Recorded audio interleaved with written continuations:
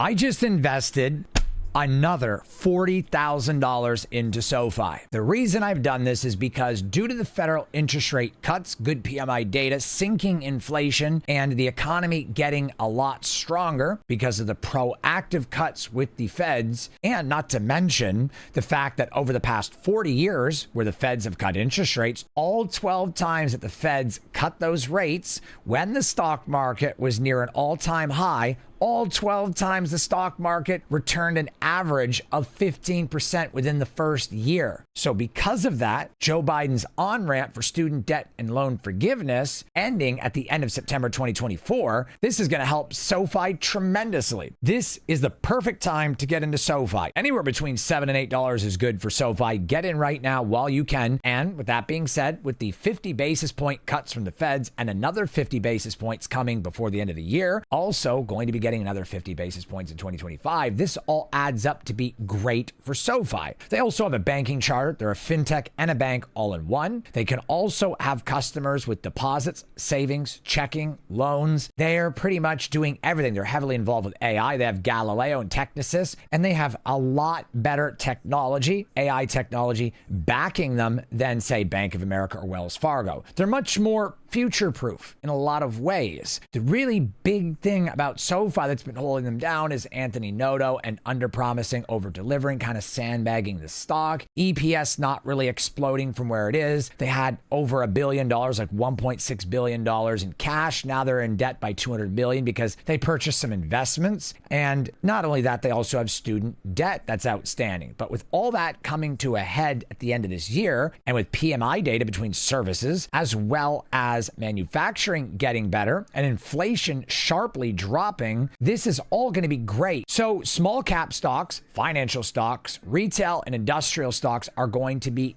good going forward between now and the election time, where there's a lot of uncertainty. And Tom Lee even said that himself. This is the best time to get into those stocks, and SoFi is a financial, fintech, and a small cap stock with a lot of growth potential. Remember, SoFi's price to sales ratio is 2.4. Apple's is 9. This is a metric to gauge how much potential a stock has in the near or midterm future to grow and increase sales and become even more profitable, or break profitability and to return good profits overall and year-over-year growth. The price to sales with SoFi is 2.4, which is extremely good. They make up almost half of their market cap in revenue every single year. This is incredible. Anything below 10 is pretty good, and anything below 5 is really, really good. It's like just great, and anything below 3 or 2 is exceptional, and that's where they're at. Almost no stock makes it into the 2 or below. There are some, but most don't. And SoFi is doing a very good job at bringing in a lot of total revenue throughout the year. Trailing 12 month, $3.40 billion. So I'm going to read you guys some facts about SoFi, go over some data, and then I'm going to show you guys my position, how I could sell covered calls or puts the dollar cost average, and what you could do if you are investing in SoFi as well. Before we get into my position on SoFi, I'm going to talk a lot about price to sales, net debt, financials, technicals, the fundamentals of a stock, how to manage the position, dollar cost averaging, puts, calls. If this is confusing to you and you're just starting out, or you don't know where to begin and you want to retire at some point, whether it's now or later on down the road, or maybe you just want extra income, I want to help you guys. I want to show you and teach you how to do this the proper way. A lot of the videos out there, and a lot of the curriculums do not teach the proper way. I really care, and I love teaching my students the right way. I have hundreds of students in my Discord. All of them are up more now than when they joined. I have students that started with 50,000 in less than 2 months. They're at 80,000. I have other students that started negative 5,000 on their $10,000 portfolio. They were in the negative on trades, and now they're at $17,000. That is $11,000 spread in only 2 months. I also have students that started with 300K and they're over 450K. So it depends on your portfolio size. All of my students profit consistently and safely. If this sounds like something you're interested in, it's a very serious mentorship. If you show up committed and dedicated yourself and willing to learn, I will show up dedicated to teach you everything you need to know. If you guys are interested, I offer a full Discord training course and one-on-one coaching so that I can help you achieve your financial freedoms and goals. You guys can sign up at investwithcorey.com right there on the screen. The link for it is in the information box below, and I look forward to helping you when you're ready to join. One of the things about SoFi SoFi is that Jeremy Rischel, the chief technology officer of SoFi, sold 68,081 shares, totaling $552,817. This is part of the reason why the stock price has been falling for the past day and a half. It's because of this, or partly because of this. Following this transaction, Rischel directly owns 521,505 shares of the company. The sale was executed under a Rule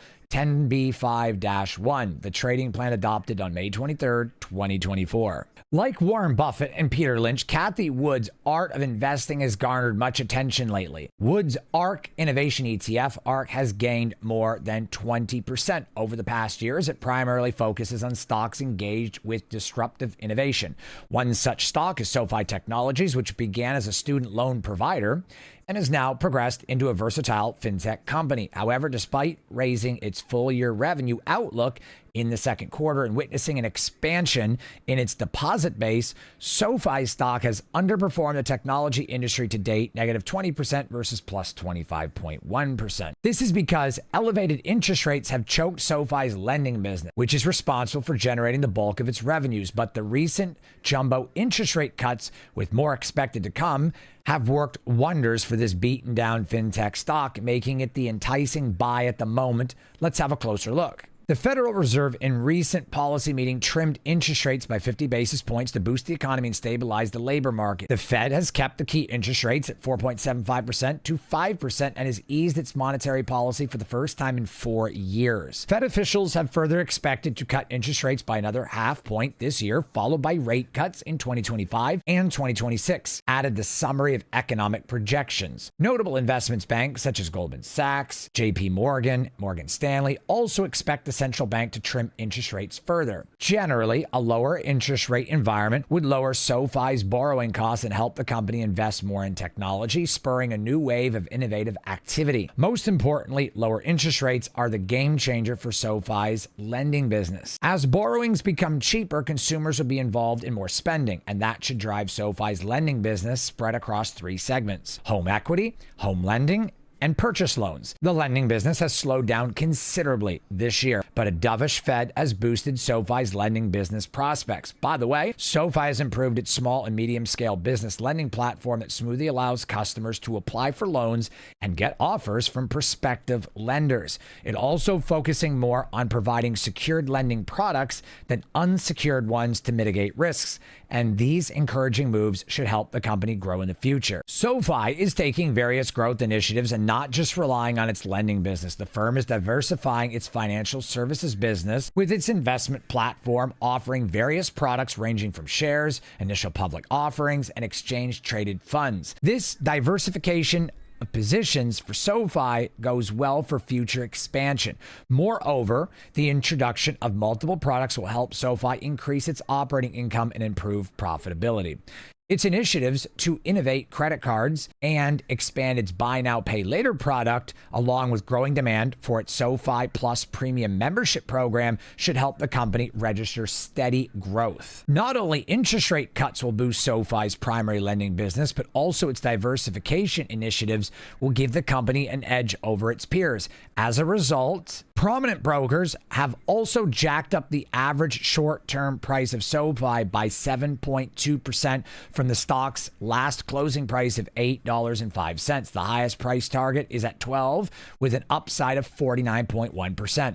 So here is my $40,000 position in SoFi. My average cost $783 because I purchased now. I feel that the stock's going to go up. If it goes down a little bit to say $7.20, $7, I'll dollar cost average by $5,000 more and then wait for it to run again. This is a really good stock to get into at this particular time due to the federal interest rate cuts at 50 basis points and another 50 basis points coming up before the end of the year. But not only that, PMI data has also been pretty steady over the last 2 to 3 months, and it's going to get even better. Now, a JP Morgan analyst looked back at the previous 40 years history. Over 12 times the Feds cut interest rates when the stock market was near a high with a soft landing. Out of all 12 of those times, every single time within 1 year, the stock market was up on average 15% over the first year after the cut started. And right now we're in a 50 basis point cut. We're going to get another 50 point cut before the end of the year. Whether that's with 1 cut or 2 25s, we don't know yet. And next year in 2025, we're supposed to get another 50 basis basis point cuts throughout the year. With this soft landing, these basis point cuts, and the economy doing better and inflation falling like it is, student loan paybacks are going to resume because Joe Biden's on-ramp is ending September 30th, 2024. So with the on-ramp gone, student loan forgiveness is gone, and they're going to have to start paying the debt back, which is good for financial institutions, especially institutions like SoFi, who are heavily invested in technology. They also have a bank charter. They have Galileo and Technisys, and these are good backdrops of AI and technology. They not only are a full banking charter offering deposits, loans, personal loans, mortgages, they also are a fintech. So they're both sides of the spectrum. Not to mention their price to sales is stellar, showing exponential growth possibilities in the future. And price to sales is what you would use to gauge a company that's not profitable or at break even on priced earnings. We divide the 5-cent trailing 12-month EPS on SoFi into the stock price, and we kind of get like 140, 150 in the PE ratio, but the price to sales is stellar because if we look at SoFi's price to sales, market cap is 835 billion, 835, and we go billion, and then we divide that by their trailing 12-month revenue, which is 340 billion, 340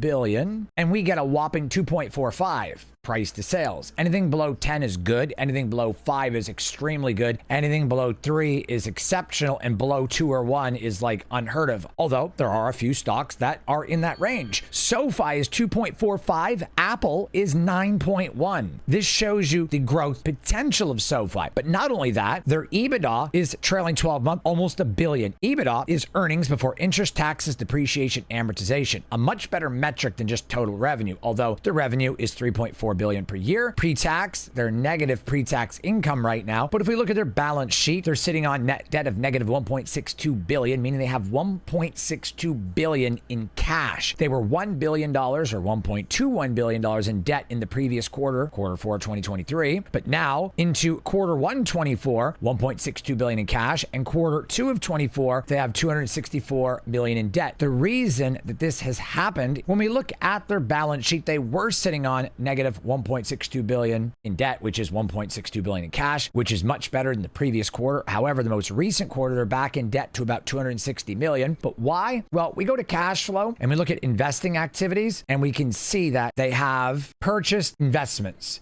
Now, this could be a lot of different things. Bonds, securities, there's no real specific here. And so it doesn't really tell us what it is, but we also have student debt that's on the table. But still, it's not that bad right now because we're coming out of a really rough time. This is the chance for SoFi to shine. And in my opinion, it's going to be a very strong 2025. The upcoming year is going to be great for SoFi. And we're looking at the chart, and right now, a 750 to 775 is a good entry, although a pullback to 750 or 725 is likely. I will dollar cost average. I'm not worried about it because I also have an average cost in my large brokerage of 625, and I have 15,000 shares. So if we add this 5,000 shares in at 780, my average cost is still like $6.80 something cents. In fact, I could show you right now. I had 15,000 shares at 624 or 625, I think it was. I just added 5,000 shares at 783. I averaged 664.